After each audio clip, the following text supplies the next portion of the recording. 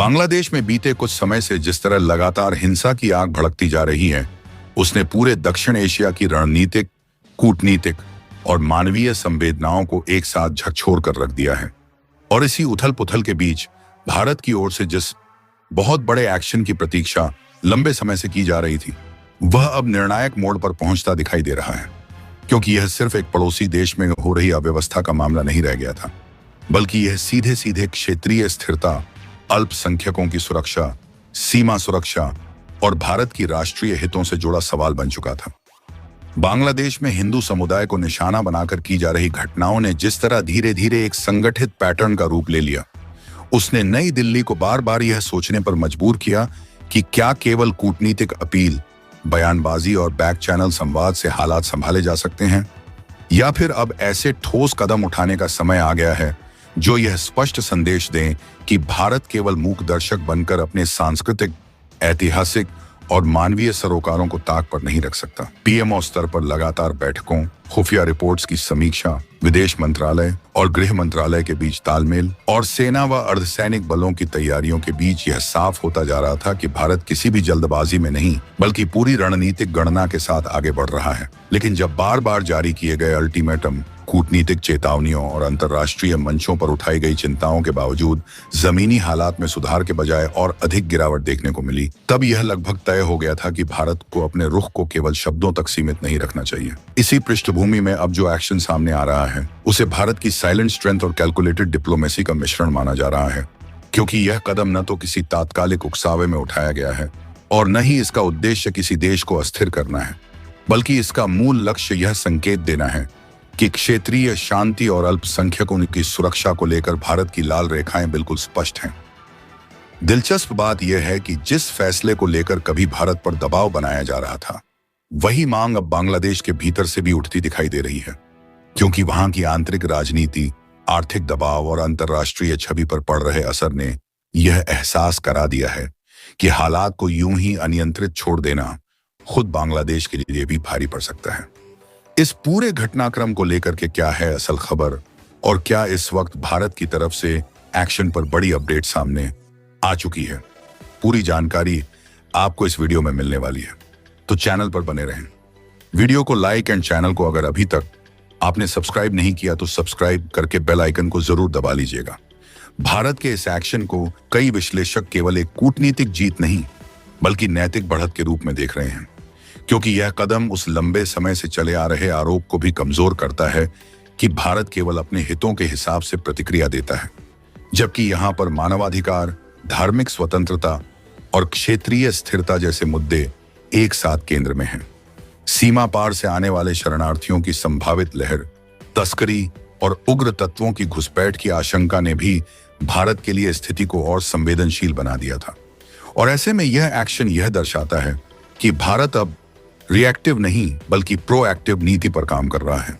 जिस तरह से इस पूरे घटनाक्रम में भारत ने अंतर्राष्ट्रीय समुदाय को साथ जोड़ने, तथ्यों को दस्तावेजी रूप में सामने रखने और पर्दे के पीछे लगातार संवाद बनाए रखने की रणनीति अपनाई, उससे यह भी साफ होता है कि यह कदम केवल एक देश तक सीमित संदेश नहीं है, बल्कि पूरे क्षेत्र के लिए एक संकेत है कि स्थिरता और सुरक्षा के सवाल पर भारत किसी भी तरह की अनदेखी स्वीकार नहीं करेगा। बांग्लादेश में हिंदुओं के खिलाफ हो रही घटनाओं ने भारतीय जनमत को भी गहराई से प्रभावित किया है और लोकतांत्रिक व्यवस्था में यह दबाव भी सरकार के निर्णय निर्माण को प्रभावित करता है। लेकिन इसके बावजूद भारत ने भावनात्मक प्रतिक्रिया के बजाय ठंडे दिमाग से चरणबद्ध और संतुलित कदम उठाने का रास्ता चुना, जो इसे और अधिक प्रभावी बनाता है। अब जब यह एक्शन शुरू हो चुका है, तो इसे भारत की सबसे बड़ी जीत इसलिए भी माना जा रहा है क्योंकि इसमें बिना किसी खुले टकराव के अपने हितों और मूल्यों को मजबूती से स्थापित किया गया है और यह दिखा दिया गया है कि भारत केवल बयान देने वाली शक्ति नहीं, बल्कि जरूरत पड़ने पर ठोस फैसले लेने वाला जिम्मेदार क्षेत्रीय नेता भी है। आने वाले समय में इसका असर केवल भारत बांग्लादेश संबंधों तक सीमित नहीं रहेगा, बल्कि यह दक्षिण एशिया की पूरी शक्ति संतुलन राजनीति, अल्पसंख्यक सुरक्षा के विमर्श और क्षेत्रीय कूटनीति की दिशा को भी प्रभावित करेगा। और यही वजह है कि इस एक्शन को सिर्फ एक खबर नहीं बल्कि एक रणनीतिक मोड़ के रूप में देखा जा रहा है, जहां भारत ने स्पष्ट कर दिया है कि उसकी चुप्पी कमजोरी नहीं बल्कि सही समय का इंतजार थी और अब जब कदम उठाया गया है तो उसका असर दूर तक जाएगा। दरअसल इस पूरे घटनाक्रम के बीच यूनुस, जो इस वक्त बांग्लादेश के सबसे ऊपरी पद पर बैठे हुए मोहम्मद यूनुस हैं, उन्होंने सरेंडर करते हुए पीएमओ को बहुत अहम लेटर जारी किया था। यानी कि भारत के पीएमओ को लेटर भेजा था और लेटर भेज के भारत की तरफ से बड़ी सहायता की मांग भी की थी। और इस मांग के बीच अब भारत की तरफ से बहुत बड़ा एक्शन लेते हुए अपनी सेना को उतारा गया है बांग्लादेश में। और इस वक्त जो हालात हैं वो पूरी तरीके से अब बदलते हुए और भारतीय सेना इस वक्त मोर्चे को लेकर के बहुत बड़ी अपडेट सामने आ रही है। सवाल नहीं है बांग्लादेश में क्या हो रहा, असल में सवाल यह है कि यह सब क्यों हो रहा है और किसके इशारे पर हो। जिस तरह से हालात बिगड़े हैं वह साफ बता रहे हैं कि हिंसा स्वतः स्फूर्त नहीं बल्कि अचानक भड़का जन आक्रोश भी नहीं है, बल्कि यह एक सुनियोजित राजनीतिक प्रयोग है जिसमें नफरत को ईंधन और अल्पसंख्यकों को बांग्लादेश में निशाना बनाया गया है। दरअसल इस पूरे घटनाक्रम की कड़ियां शेख हसीना के नाम से भी बहुत तेजी से जुड़ चुकी हैं। और जिस तरह से भारत की 7 सिस्टर यानी कि भारत के नॉर्थ ईस्ट हिस्से को तोड़ने वाले शख्स को निशाना बनाया गया है और इसके बाद यह पूरी हिंसा बड़ा शुरू हुई है, उस पूरे घटनाक्रम में एक बहुत बड़ा नाम और शेख हसीना को लेकर के भी सामने आ चुका है। दोस्तों, बांग्लादेश इस वक्त जिस मोड़ पर खड़ा है वह किसी सामान्य राजनीतिक संक्रमण का नहीं बल्कि एक गहरे वैचारिक और संस्थागत संकट का संकेत देता है। क्योंकि शेख हसीना के सत्ता से हटने के बाद जो खालीपन पैदा हुआ उसे न तो किसी स्पष्ट रोड मैप से भरा गया और न ही किसी ऐसे नेतृत्व ने संभाला जो भावनाओं के बजाय विवेक से फैसले ले सके। नतीजा यह हुआ कि राजनीति नीति के गलियारों से निकलकर सड़कों पर उतर आई और जब राजनीति सड़क पर आती है तो सबसे पहले कानून, व्यवस्था और तर्क की मौत होती है। आज ढाका से लेकर चिटगांव तक जो तस्वीरें सामने आ रही हैं वे इसी सच्चाई की गवाही देती हैं।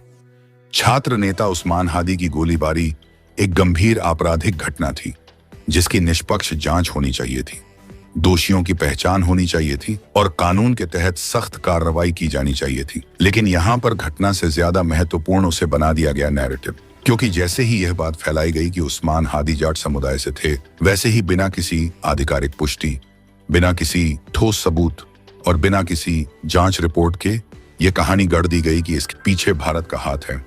और देखते ही देखते सोशल मीडिया से लेकर सड़कों तक यह प्रचार फैल गया कि हमलावर भारत भाग गए हैं, जबकि न तो किसी एजेंसी ने इसकी पुष्टि की और न ही कोई विश्वसनीय तथ्य सामने रखा गया। यहीं से एक आपराधिक घटना को रणनीतिक रूप से भारत विरोधी आंदोलन में बदल दिया गया, जो दरअसल आंतरिक विफलताओं से ध्यान हटाने का सबसे आसान तरीका था। इसके बाद घटनाक्रम किसी पहले से लिखी स्क्रिप्ट की तरह आगे बढ़ा। फर्जी नक्शे वायरल किए गए जिनमें बांग्लादेश की सीमाओं के साथ छेड़छाड़ दिखाई गई, एडिटेड वीडियो चलाए गए जिनमें पुराने फुटेज को नए दावों के साथ जोड़ दिया गया, झूठे बयान फैलाए गए जिनमें कथित भारतीय साजिश की कहानियां गढ़ी गईं और युवाओं को यह यकीन दिलाने की कोशिश की गई कि देश की हर समस्या, चाहे वो बेरोजगारी हो, महंगाई हो, गिरती अर्थव्यवस्था हो या राजनीतिक अस्थिरता, सबके पीछे भारत है। यह एक खतरनाक मोड़ था क्योंकि इससे सवाल पूछने की संस्कृति खत्म कर दी गई। सरकारों से जवाब मांगने की बजाय गुस्से की दिशा सीमा के उस पार मोड़ दी गई। जबकि सच्चाई यह है कि बांग्लादेश की अर्थव्यवस्था लंबे समय से दबाव में है, निर्यात घट रहे हैं, विदेशी निवेश डगमगा रहा है, युवा वर्ग में निराशा बढ़ रही है और राजनीतिक संस्थान कमजोर हो चुके हैं। लेकिन इन जटिल समस्याओं का समाधान नीतिगत सुधारों से निकलता है, न कि किसी बाहरी दुश्मन की काल्पनिक तस्वीर खड़ी करने से। भारत विरोधी भावनाओं को भड़काना कुछ समय के लिए भीड़ को एकजुट कर सकता है, लेकिन यह देश को स्थिरता नहीं देता, बल्कि उसे और गहरे अराजकता के दलदल में धकेल देता है।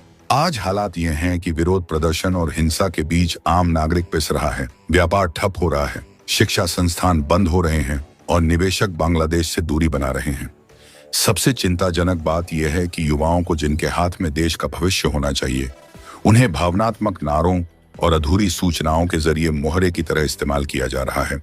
इतिहास गवाह है कि जब भी किसी देश में आंतरिक संकट को बाहरी दुश्मन के नाम पर ढकने की कोशिश की गई है तो उसका अंत और ज्यादा विभाजन, हिंसा और अस्थिरता के रूप में ही हुआ है। बांग्लादेश का भारत के साथ रिश्ता केवल राजनीति तक सीमित नहीं है, बल्कि व्यापार, संस्कृति, भाषा, इतिहास और भूगोल से गहराई से जुड़ा हुआ है। ऐसे में इस रिश्ते को नफरत की आग में झोंकना आसान है, लेकिन उसे फिर से भरोसे की जमीन पर लाना बेहद मुश्किल होता है। आज बांग्लादेश को जिस चीज की सबसे ज्यादा जरूरत है वह है ठोस नेतृत्व, पारदर्शी जांच, जिम्मेदार मीडिया और ऐसा राजनीतिक विमर्श जो जनता को भावनाओं से नहीं बल्कि सच्चाई से जोड़े।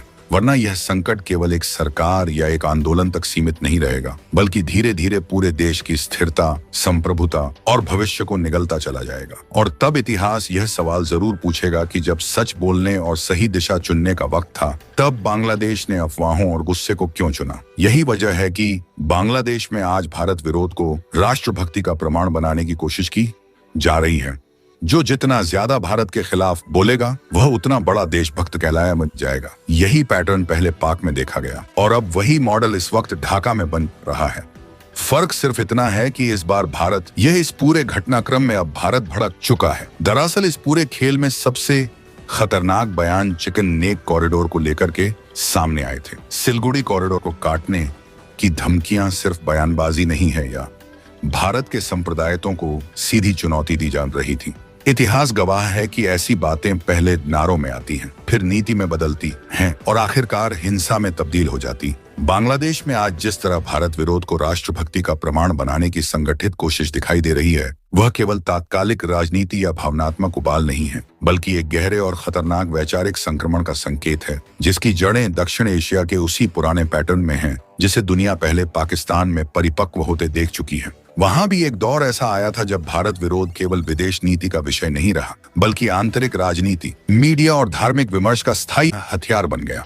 जो जितना ज्यादा भारत के खिलाफ बोलता था, वही उतना बड़ा देशभक्त कहलाता था।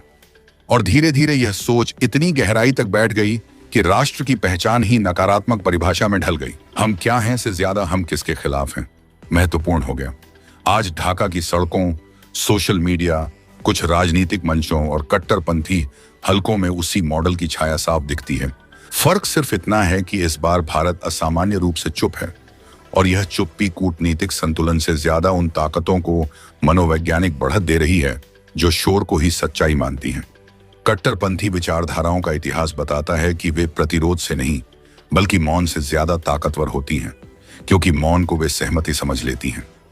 इसी पृष्ठभूमि में चिकन नेक या सिलीगुड़ी कॉरिडोर को लेकर दिए गए बयान इस पूरे घटनाक्रम का सबसे खतरनाक मोड़ बनकर उभरे हैं, क्योंकि यह सिर्फ किसी भौगोलिक पट्टी की बात नहीं है, बल्कि भारत की संप्रभुता, उसकी क्षेत्रीय अखंडता और पूर्वोत्तर राज्यों के अस्तित्व से सीधा जुड़ा सवाल है। सिलीगुड़ी कॉरिडोर भारत की वह नाजुक नाड़ी है जो देश के मुख्य भूभाग को पूर्वोत्तर से जोड़ती है, और इतिहास गवाह है कि किसी भी राष्ट्र की नाड़ियों को लेकर दी गई धमकियां कभी केवल बयानबाजी तक सीमित नहीं रहती। पहले वे नारे बनती हैं, फिर राजनीतिक एजेंडे का हिस्सा बनती हैं, उसके बाद नीतिगत बहस में प्रवेश करती हैं और अंततः हिंसा या सैन्य टकराव की जमीन तैयार करती हैं। यही कारण है कि इस तरह के बयान सिर्फ भारत के लिए ही नहीं, बल्कि पूरे दक्षिण एशिया की स्थिरता के लिए चेतावनी की घंटी है। बांग्लादेश एक ऐसा देश रहा है जिसकी नींव भारत के सहयोग और बलिदान से जुड़ी रही है, लेकिन विडंबना यह है कि नई पीढ़ी के सामने इतिहास को या तो धुंधला किया जा रहा है या फिर जानबूझकर तोड़ा मरोड़ा जा रहा है, ताकि वर्तमान राजनीति को खाद मिल सके। दोस्तों, आपकी क्या राय है कमेंट बॉक्स में जरूर से बताएं, और साथ ही चैनल को सब्सक्राइब करना ना भूलें। आपके एक सब्सक्राइब से हमारी काफी बड़ी मदद होती है। जय हिंद।